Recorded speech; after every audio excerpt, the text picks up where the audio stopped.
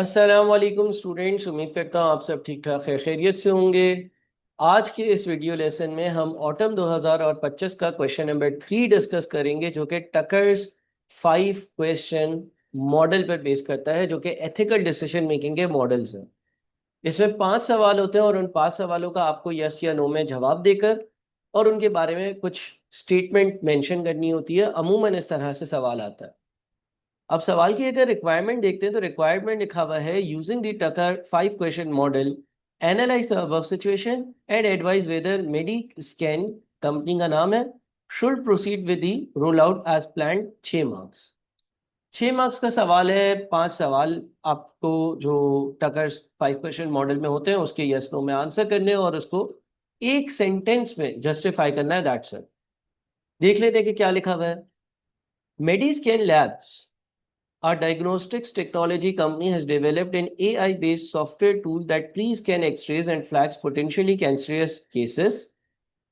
यानी कि एक कंपनी है, उसने कोई एक स्कैनर बनाया है जो एक्सरे मशीन को देखता है एआई के थ्रू और बता देता है कि कैंसरियस प्रॉब्लम्स तो नहीं है।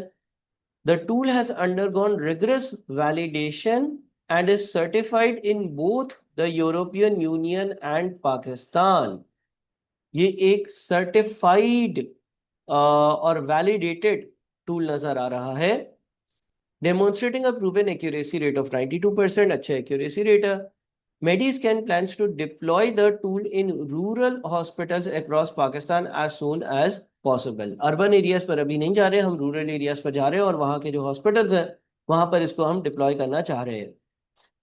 The roll out plan includes training paramedical staff. अच्छा, पैरामेडिकल स्टाफ का मतलब ये होता है कि थोड़ा सा वो वाला स्टाफ जो फिजिशियंस को असिस्ट करता है, नर्सेस टाइप का स्टाफ, जो कि मेन डॉक्टर्स नहीं है बल्कि उससे नीचे। The roll out plan includes training paramedical staff to operate the tool and provide patient counselling. अब देखिए यहाँ पर ये जो कंपनी है इसने काम तो बड़ा अच्छा किया है, इसकी डिवाइस वगैरह और सॉफ्टवेयर वगैरह अप्रूव भी है और वो कैंसरियस केसेस को डायग्नोस भी कर लेगा, रेड फ्लैग्स भी शो कर देगा, एक्यूरेसी रेट भी अच्छा है, सर्टिफाइड भी है, रिगरस वैलिडेशन भी हुई हुई है उसकी। लेकिन डिप्लॉय करने में मुझे लग रहा है कि कंपनी थोड़ा सा जल्दी कर रही है, क्योंकि वो पैरामेडिकल स्टाफ को ट्रेन करना चाह रही है या उनकी ट्रेनिंग पर इनका मेन फोकस है रादर देन ये मेन डॉक्टर्स। और यहाँ पे लिखा हुआ है to operate the tool and provide patient counselling. ठीक है जी। मेडी स्कैन, अच्छा दो काम होंगे, एक तो टूल कैसे ऑपरेट करना है और पेशेंट्स को कैसे काउंसल करना है। ये दो कामों की जनरली ट्रेनिंग दे रहे होंगे और एज सून एज पॉसिबल, यानी कि इनको जल्दी जल्दी जल्दी जल्दी काम निपटाना है ताकि इनकी डिवाइसेस रूरल एरियाज में लॉन्च हो जाए। Mediscan has arranged operational training for staff, believing that no further instruction is needed since the results are easy to understand।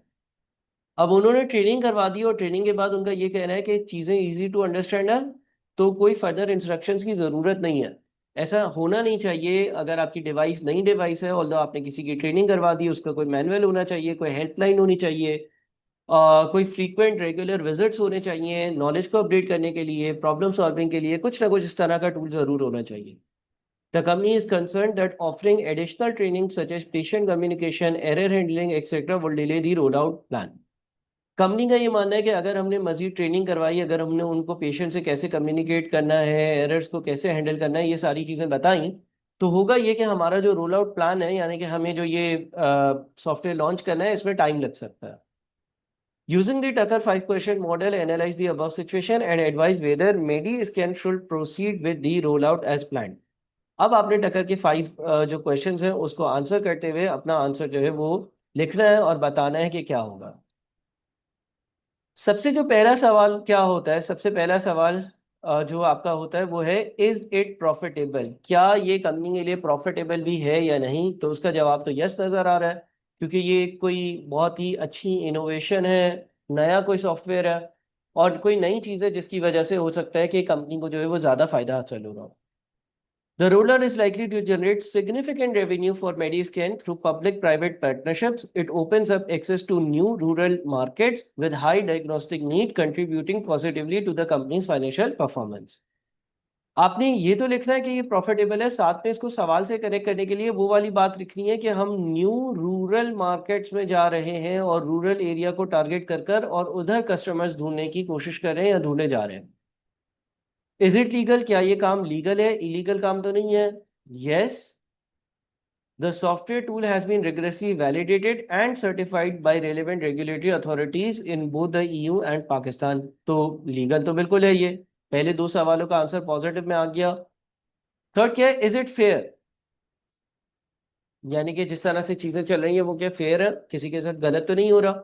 It is not fair. No, it is not fair to the people who use the facility. They are unaware of the requirements. They should receive relevant information in a professional manner that they can conduct with due care.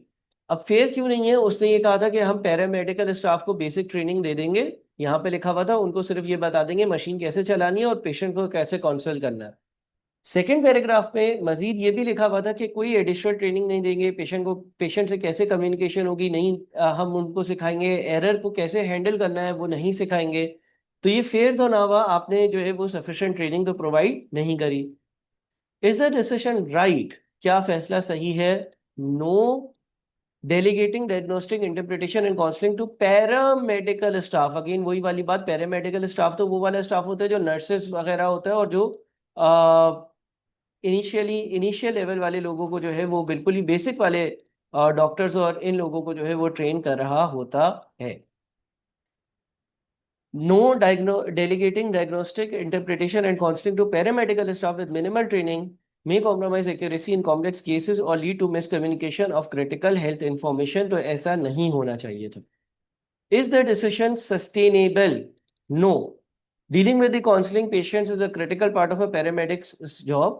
Without proper training and support on patient counseling, the initiative may fail to bring the desired results। यानी कि जब तक आप उनको train नहीं करेंगे हर चीज के हवाले से, ताकि वो पेशेंट को प्रॉपरली गाइड कर सके, तसल्ली दे सके कि ये नया सॉफ्टवेयर और इस तरह से नई डिवाइसेस के थ्रू आपको डायग्नोस किया जाएगा, तो पेशेंट्स अनसेटिस्फाइड रहेंगे। जब पेशेंट्स अनसेटिस्फाइड रहेंगे तो वो रिपीट भी नहीं होंगे और वो पॉजिटिव फीडबैक भी नहीं लेकर जाएंगे। तो इज द डिसीजन सस्टेनेबल? का आंसर भी नो है। रिकमेंडेशन क्या है overall? While the decision satisfied some aspects of the Tucker model, it fails the key test of is it right, is it fair, is the connection, is the decision sustainable। इन तीन सवालों का answer negative में आ रहा है। The minimal training provided to paramedical staff may result in ethical and operational risk, particularly where nuanced judgment or patient communication is critical. Therefore, MediScan should revisit its rollout strategy to include the additional training. The short-term delay is worth with the long-term trust, legal compliance, and ethical responsibility। जनाब, जैसे कि ये theory का सवाल है, इसको answer तो आप कर लेंगे, लेकिन मेरा पर्सनल पॉइंट ऑफ व्यू है कि इतना अच्छा आंसर और इतना बिल्कुल परफेक्ट आंसर लिखना आपके लिए पॉसिबल शायद ना हो। लेकिन ये है कि 6 में से आप 4 या 5 मार्क्स आराम से गेन कर सकते हैं। इसकी सवाल को और इसके जवाब को 2 4 5 बार रीड करें और चीज़ें दिमाग में बैठाने की कोशिश करें। आई नो कि थ्योरी में थोड़ी सी इरिटेशन होती है, थोड़ा सा इस तरह से होता है कि कैसे होगा। बहरहाल जैसे जैसे प्रैक्टिस करते जाएंगे चीज़ें बेहतर होंगी। इस सवाल को और इसके जवाब को एटलीस्ट 2 4 बार जरूर रीड करिएगा, आपके दिमाग में ये मॉडल बैठ जाएगा और आप 6 में से 6 नहीं तो 4 या 5 मार्क्स जरूर हासिल कर लेंगे। Thank you so much. Allah Hafiz.